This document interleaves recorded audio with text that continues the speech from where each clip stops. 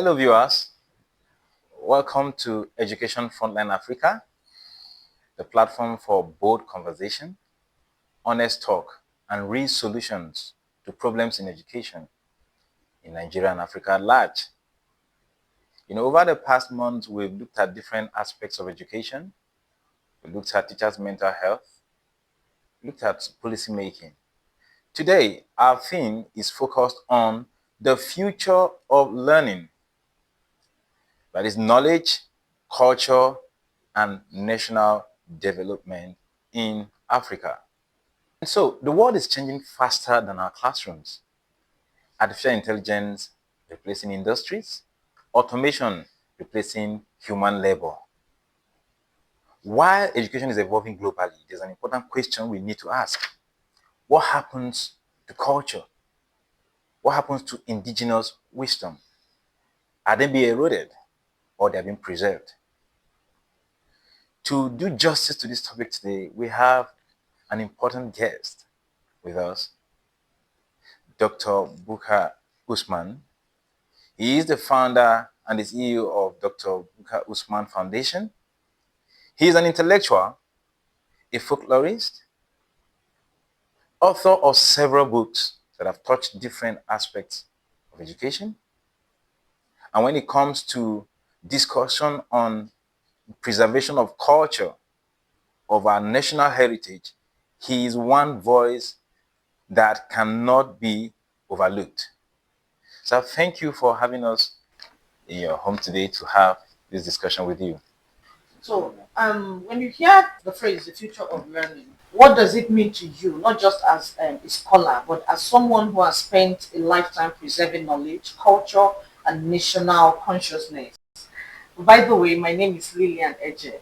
I am anchoring today's program with Mr. Emmanuel Otache. Thank you for having me. You're welcome. Thank you, sir. You're welcome. Well, in the introduction, we talked about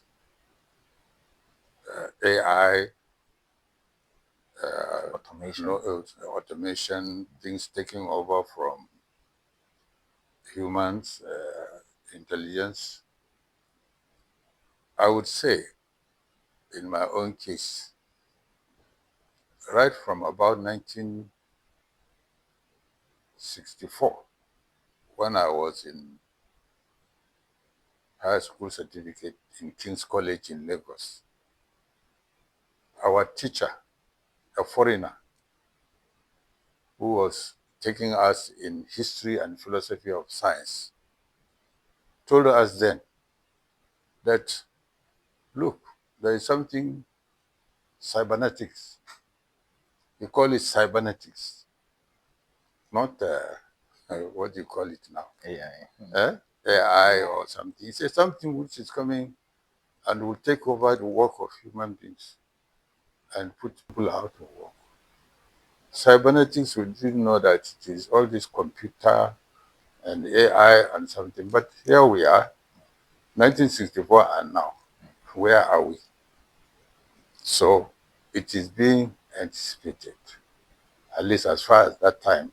I have this cram in my mind, cybernetics.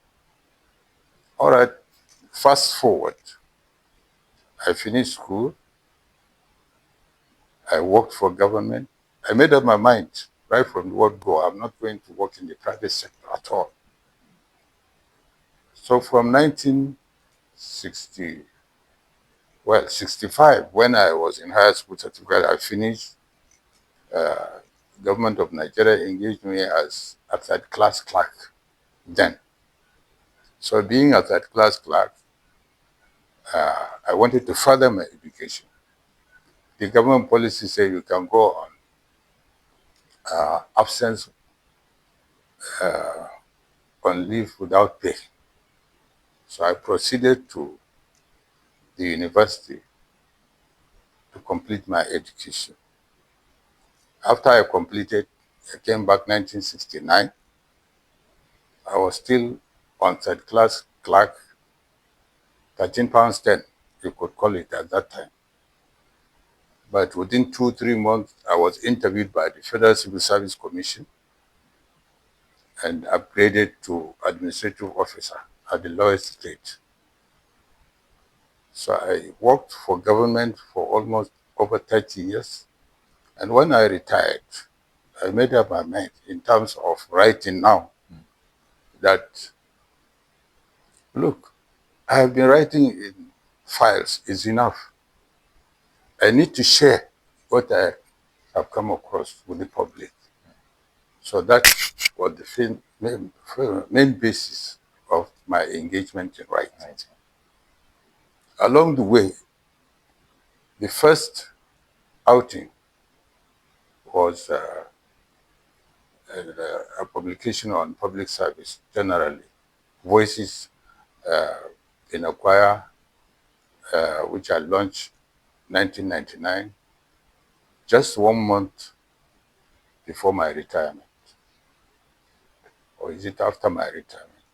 So when I launched that book, Voices in a Choir, Issues in Democratization and National Stability in Nigeria, some media people said, look, Usman, are you going into politics? All this one you are preparing for? I said, no, I'm not going into politics. But I feel this is it. Soon after, by 2006, I had written about 5 or so books, which were all presented at the same time at Yaradua Center.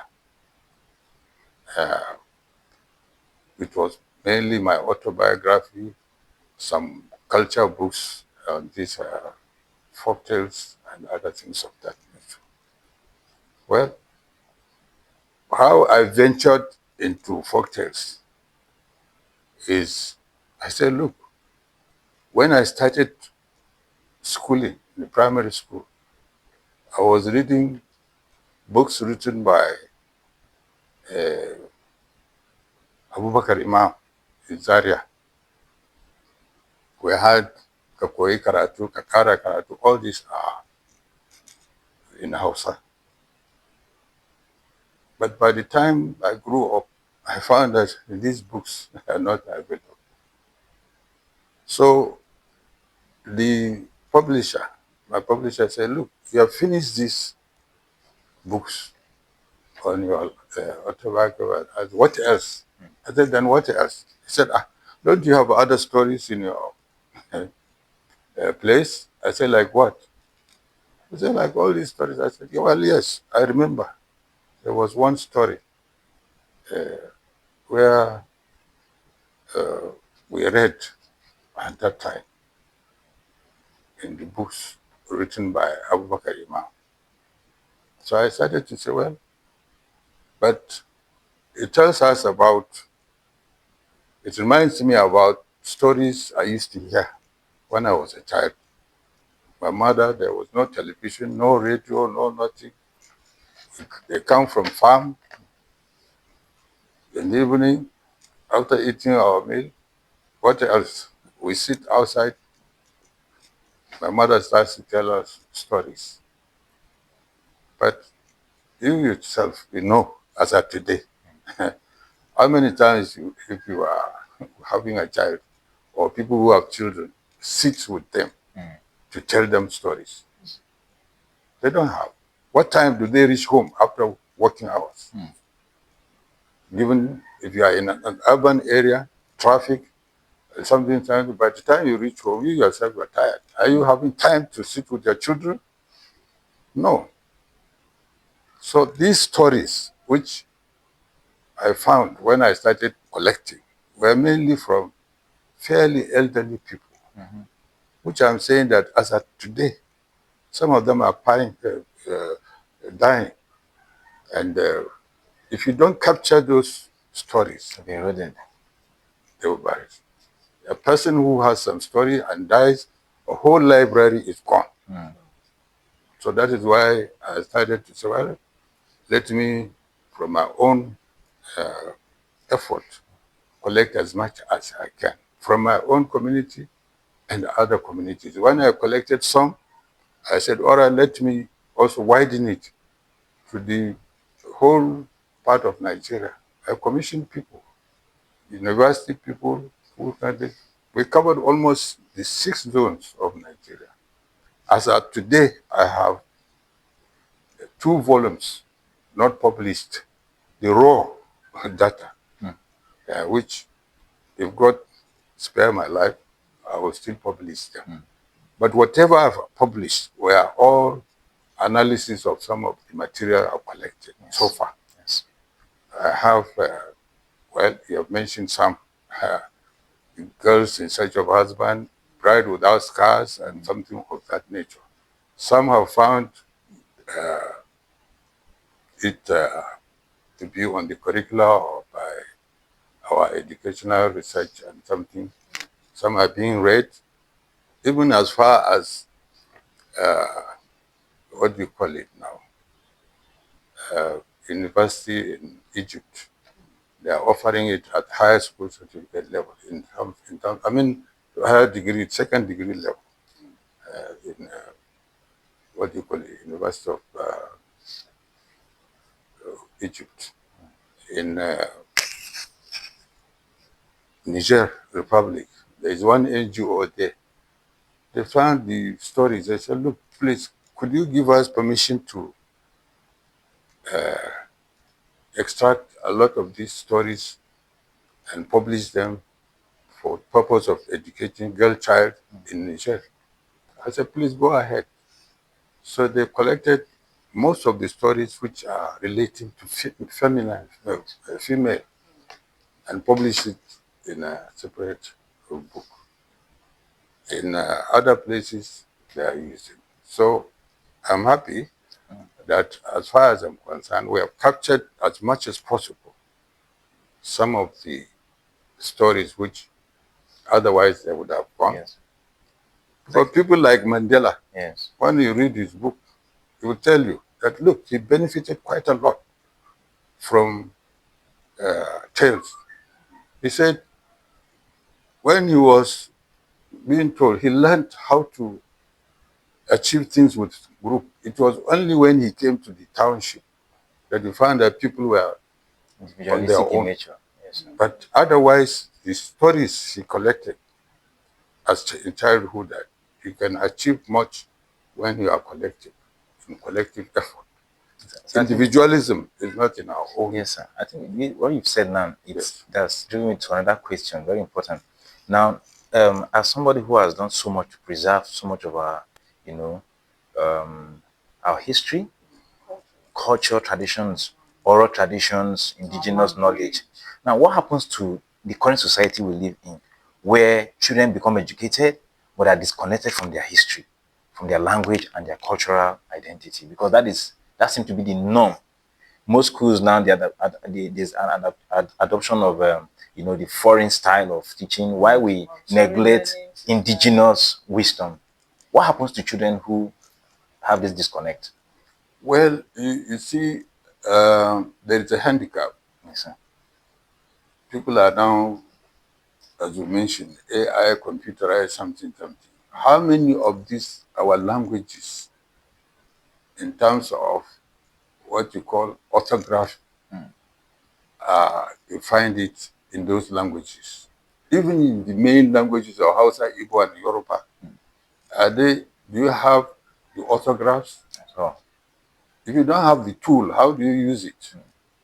So you must develop the orthograph of those languages, even if you start from the main going to the others. Unfortunately,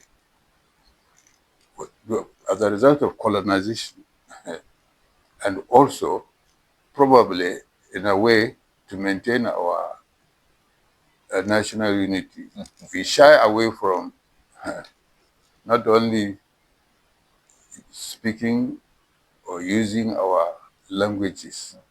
We depended on foreign languages, which is English, you understand. So thereby de-emphasizing the use of our own languages. But I think there is an awareness now as a result of, well, the world is becoming what you call it now.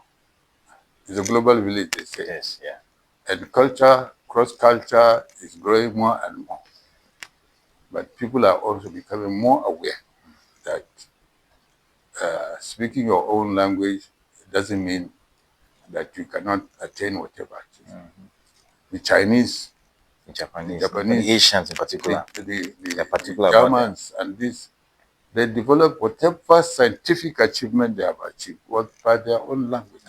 So it's no constraint. In fact, you think better Yes, in your own language. yes, that's And true. that is the realization now, That's true. that we have to develop autographs and put them in the computer which people can use. If you don't have the material, what do you want the child to read from? Yes. And you understand. That's the first thing. And also, well, I place a lot of responsibility on mothers with my sister around, because they say mother tongue, not father tongue. Yes. Huh? Yes, Mother that's tongue, true. That's language. true. So the mothers have a lot of responsibility in imbibing the language in their child. Not being carried away that if you cannot speak English, therefore you don't belong. No. You're uneducated. I think we have gotten that behind. We put it behind. So mothers have to get up to teach their children the language they understand. Unfortunately, let me say this, that probably I'm a victim of it. Cross-cultural marriages, cross-marriages, Yes. you find a child is lost. Is it the fathers or the mothers or whichever? Yes. Then they have to adopt a common language, which sometimes is English or something of that nature. But it doesn't mean that they cannot be taught their own language. You understand? Cross-cultural marriage will have to continue. But there is this difficulty in the child. You don't understand this, not understand it, therefore it is. All right, if in that state, what about his own children?